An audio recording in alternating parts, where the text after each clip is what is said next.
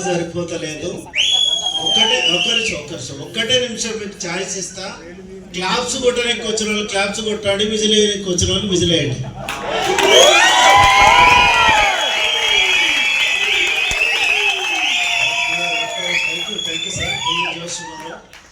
అద్భుతమైన ప్రజెంటేషన్ చెప్పిన great leader, మనందరి senior leader.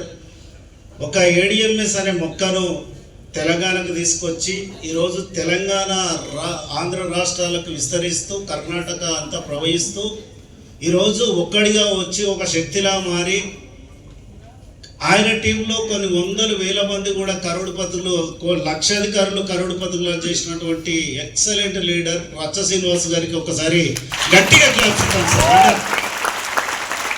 Okay, first time ఈ మీటింగ్ అటెండ్ అయిన వాళ్ళు చేతులు లేపారు సార్. ఇప్పటి వరకు రాలేదు, 90% ఉన్నారు. Great, thank you congratulation.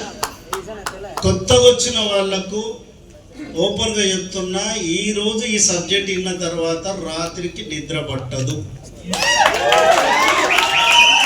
పట్టిందంటే 10,000 రూపాయలు ఇస్తా. ఓపెన్ ఛాలెంజ్ చేస్తున్నా. అది చాలా మంది అన్నారు. నెల్లూరులో ఇదే డైలాగ్ చెప్తే 3:30కి మేలుకొచ్చిందంట. తీసుకొచ్చిన పర్సన్కు మేలుకొచ్చి, మామ సార్ చెప్పినట్లు నిజంగా నిద్ర వస్తలేదు, ఏం చేద్దాం మామ అంటే, పట్టిందని చెప్పేసి 10,000 ఇస్తే దావత్ చేసుకుందాం అన్నారు. అట్లా ఎవరు అనకండి. ఎవరికి పట్టది నిద్ర అంటే, భార్య బిడ్డల బతుకు మారవాలనుకున్న వాళ్ళకు, జీవితం మీద జీలున్న వాళ్ళకు, ఎన్ని రోజులు ఈ దరిద్రమైన పేదరికాన్ని అనుభవించాలని బాధపడేటోళ్లకు, వాళ్ళకు నిద్ర పట్టదు. నా సబ్జెక్ట్ ఎట్లా ఉంటుంది అంటే, కడుపు కుట్టు అంటే జోక్స్ ఉంటాయి, నవ్వండి. విపరీతమైన నవ్వులు ఉంటాయి. నవ్వు ఉంటుంది, సెంటిమెంట్ ఉంటుంది, ఆధ్యాత్మికం ఉంటుంది. నవ్వడం ఒక యోగం అంట, నవ్వించడం ఒక భోగం అంట, నవ్వలేకపోవడం పెద్ద రోగం అంట. ఎన్ని జోకులు చేసిన కొంతమంది నాగారు, ఎందుకు సార్ నవ్వుతలేవు అంటే, నా ముఖమంతి ఎవరు చెప్పారు సార్? ముఖమంతి ఎంజాయ్ చేయాలి. అదే ముఖమంతా మార్చుకున్నందుకు ఎవరైనా వల్కరిస్తారా? ఉత్సాహంగా ఉంటేనే తల నచ్చి వస్తుంది. Okay, right. ఇక్కడ కొత్తగా వచ్చిన వాళ్ళకు, నా పేరు దాసు అండి, మహబూబ్ నగర్ మాది. మహబూబ్ నగర్లో ఎద్రే అనే ప్రాంతం ఉంటుంది. ఎద్రలో ఏడుంటుంది సార్ మీ ఇల్లు అంటే, హనుమాన్ టెంపుల్ పక్కన నా ఇల్లు ఉంటుంది. నేను ఎందుకు ఇంత నా పర్టికులర్ అడ్రస్ చెప్తున్నానంటే, నా ఇంటి అడ్రస్ ఎంత పర్ఫెక్టో నేను చేసే కంపెనీ కూడా అంతే పర్ఫెక్ట్. కాబట్టి నేను హైదరాబాద్ ఆసిఫ్ నగర్ అనే పోలీస్ స్టేషన్లో ట్రాఫిక్ కానిస్టేబుల్ 2003 బ్యాచ్ ఉద్యోగం చేసుకుంటా పార్ట్ టైం ఈ వ్యాపారాలకు వచ్చాను. ఈరోజు ఫుల్ టైంగా మారాను. ఒక మిడిల్ క్లాస్ వానికి, మధ్యతరగతి వానికి ఉద్యోగం రావడమే గ్రేట్. ఈ రోజుల్లో వచ్చిన ఉద్యోగాన్ని వదులుకున్నాడంటే వీడి పిచ్చోడన కావాలి. దీని యొక్క బలమైన రీజన్ అన్న ఉండాలి. ఏంటి ఆ రీజన్ అన్నది నా సబ్జెక్టులు వస్తుంది. ఇది పార్ట్ టైం బిజినెస్, పార్ట్ టైంగానే చేయండి, ఎవరు ఫుల్ టైం చేయవలసిన అవసరం లేదు. మరి నీవెందుకు చేస్తున్నావు సార్ అంటే, నా ఆర్థిక పరిస్థితులు అలాంటివి కాబట్టి చేయవలసి వచ్చింది. మరి కరోనా టైంలో ఎంతో మంది కష్టాలు పడుతుంటే, కష్టాలకు అన్నిటి బాధలు చూసి కరిగిపోయి ట్రెడిషనల్గా షోరూమ్లు పెట్టి అమ్ముకుంటే మేము ఒక్కరమే బతుకుతాము, ఈ ఎలక్ట్రిక్ వెహికల్ను నెట్వర్క్లోకి తీసుకొస్తే మాతో పాటు కొన్ని వందల వేల కుటుంబాలకు ఉపాధి వచ్చని ఎలక్ట్రిక్ వెహికల్ను నెట్వర్క్లోకి తీసుకొచ్చిన ఏడిఎంఎస్ యజమాన్యానికి ఓసారి గట్టిగా క్లాప్స్ ఇద్దాం సార్. రెండోది, భగవంతుడు డైరెక్ట్ రాలేక మన బతుకును మార్చాలని ఏదో రూపాన మన దగ్గరకు వస్తాడంట.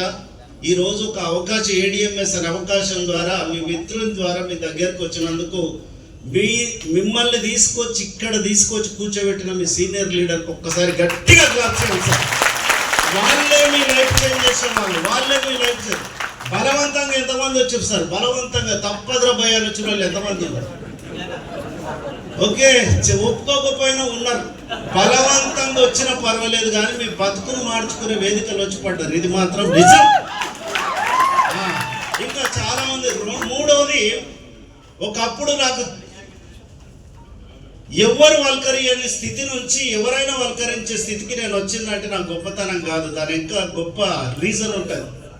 నాకు జన్మనిచ్చింది నాకు తల్లిదండ్రులు అయితే, ఒక అవకాశం ఇచ్చి నా ఆర్థిక స్థితిగతులు మార్చిన నా మిత్రుడు, సోదరు లాంటి వ్యక్తి, దేవుడు దైవం అని భావించే గ్రేట్ లీడర్, నా తరతరాల ఆర్థిక స్థితిగతులు మార్చిన గొప్ప వ్యక్తి రవీంద్రచారి గారు. Please welcome. గట్టిగా ఒకసారి నా గురువు గారిని మీ అందరికీ పరిచయం చేస్తాను.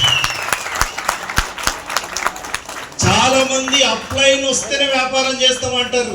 నేను చెప్పే వరకు అప్లైన్ ఇది సక్సెస్ అయితే. థ్యాంక్ యూ గురువు గారు. ఓకే, ఈరోజు నిజం చెప్తున్నా, మిమ్మల్ని తీసుకొచ్చి కూర్చోబెట్టిన వ్యక్తి మీ వంశవృక్షాన్ని మార్చే ఆపర్చునిటీ ఇవ్వబోతున్నాడు. అర్థం చేసుకోండి. ఇంకా చాలా మందికి ఏంటంటే చూడండి, ఎవరు ఇక్కడికి వచ్చిన ప్రతి వ్యక్తి కూడా ఆర్డినరీ పర్సన్స్ కాదు. వివిధ రంగాలలో రకరకాల ప్రొఫెషనల్స్తో కూడినటువంటి మేధావులు వచ్చి కూర్చున్నారు. ఇక్కడ ఒప్పుకుంటారా? మరి మేధావులం కదా సార్, మాకెందుకంటే ₹1,00,00,000 మొబైల్ అయినా ఛార్జింగ్ పెట్టకపోతే లో బ్యాటరీ అవుతుంది. ఛార్జింగ్ పెట్టే ప్రయత్నం మాత్రమే చేస్తా.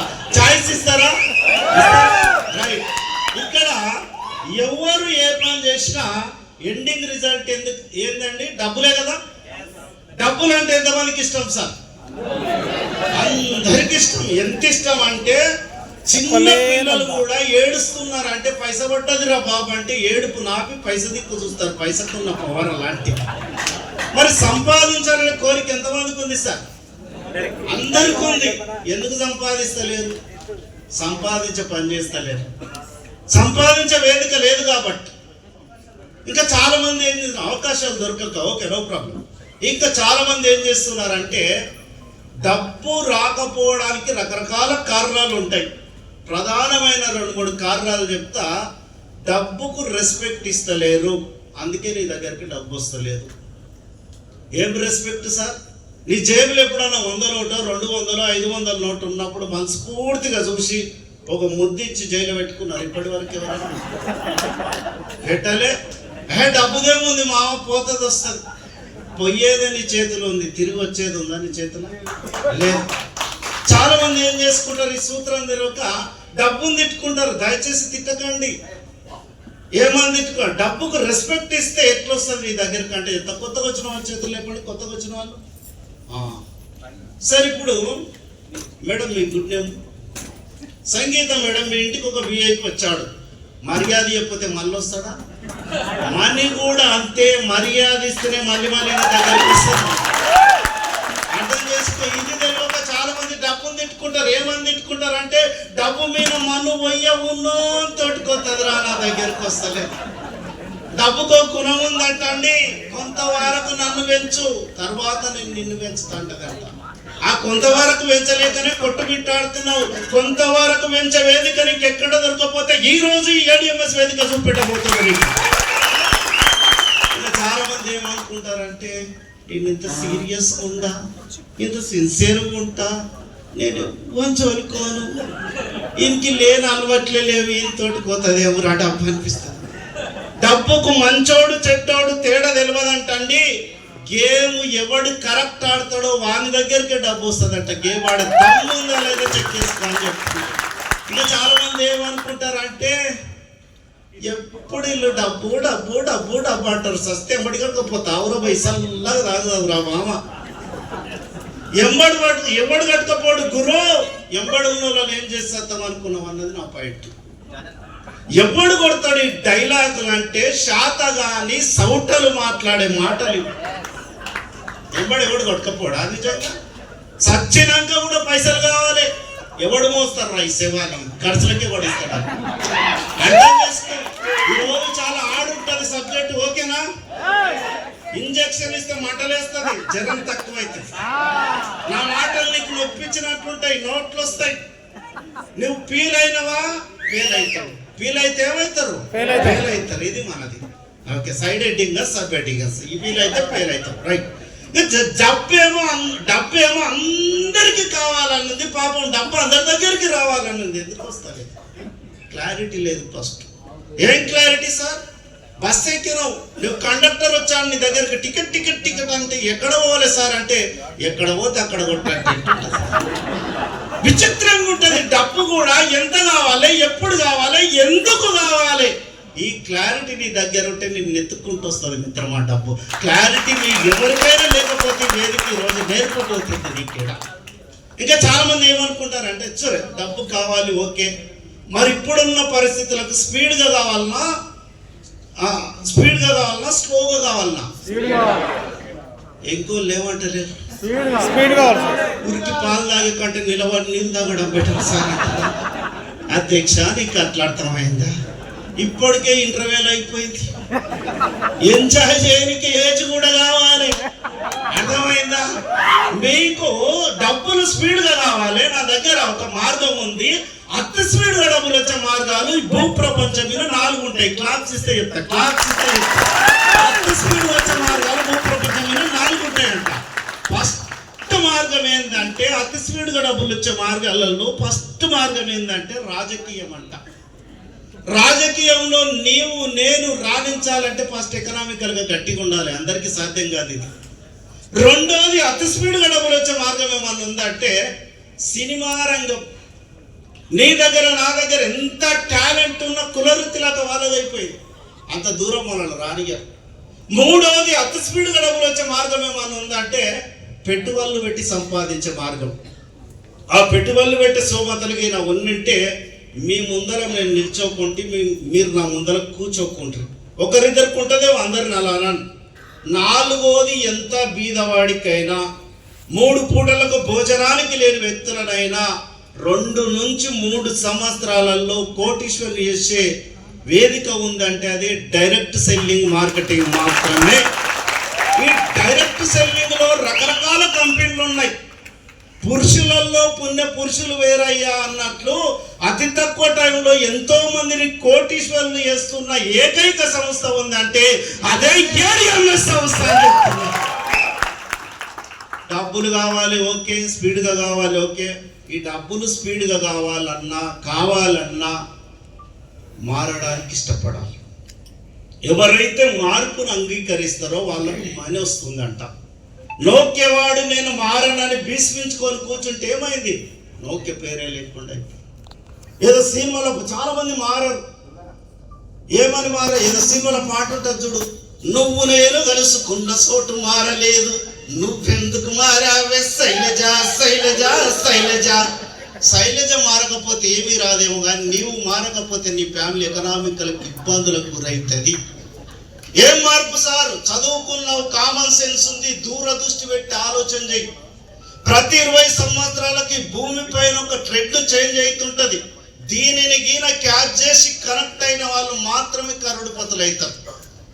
క్యాచ్ చేసి కనెక్ట్ అయ్యి కరోడుపతులు అయ్యి కోట్లు వేసుకొని కూర్చున్న నీళ్ళు.